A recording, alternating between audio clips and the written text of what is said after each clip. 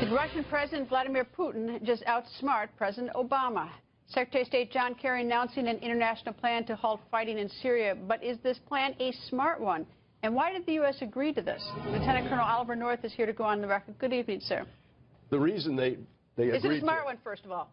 Is it what? Smart. No, this is a tragedy for the people of Syria, because what we've seen already is incredible Russian air power. You're going to watch between now and the day that this is implemented, if it ever is, you're going to see an enormous ramp up in Russian air attacks all over, particularly to help Assad take back Aleppo. All right, so why did the U.S. agree to this? It's because diplomats, in the words of Ronald Reagan, well, they all believe in diplomacy.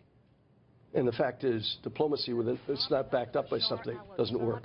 And the reality of it is, what you've got right now is Russian dominance over the fighting in Syria. Not so much in Iraq. I had a conversation with one of my Iraqi friends that I was just out there, as you know, in Kurdistan. And he called me he's on the way. You've interviewed him, Murar Shakat. And he's on the way here. He's going to see a couple of our friends. And he said, this is the worst thing that could happen. Well, and that's because the Russians are going to take enormous advantage of it. All right, this is what I don't get about the deal, though. It's Russia, Assad, the U.S., but the people that they're supposed to cease fighting with aren't even part of the deal. Well, the rebels. Did you see any Syrians in that press conference? Look, to believe that this is going to work. But I mean, like, why? I mean, the rebels who are part of this instrument, they're not even part of the agreement. Neither they're not part of the deal. Neither was Assad. Oh, okay, neither was Assad. I mean, the fact so who's going to enforce this? Well, I guess Lavrov is going to tell the Syrians to stop fighting. The foreign minister for Russia. Yes, he's going to tell them, just like the Minsk agreement for the Ukraine. Remember how well that worked?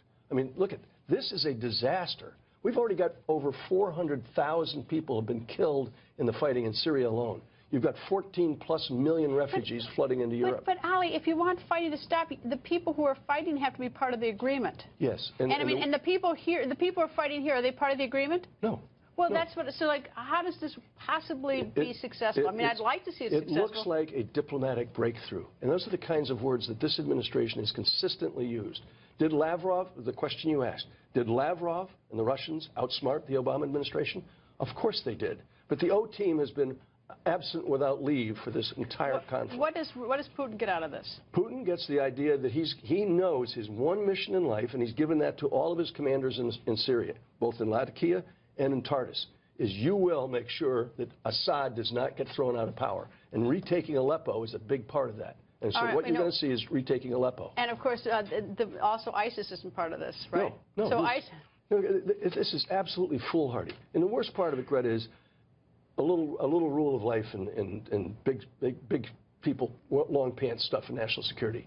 Unfulfilled expectations are the greatest cause of anger, frustration, and death in the globe. And you've got to have a lot of unfulfilled expectations here. If you believe in this thing, you believe in the Easter Bunny. Colonel, thank you. Always good to be with you, Greta. You want to see the dog? Yeah, see the dog. Quick. Come on, Casey, up here. Come on. There you go. There's a dog on the set. Anyway, Colonel, thank you.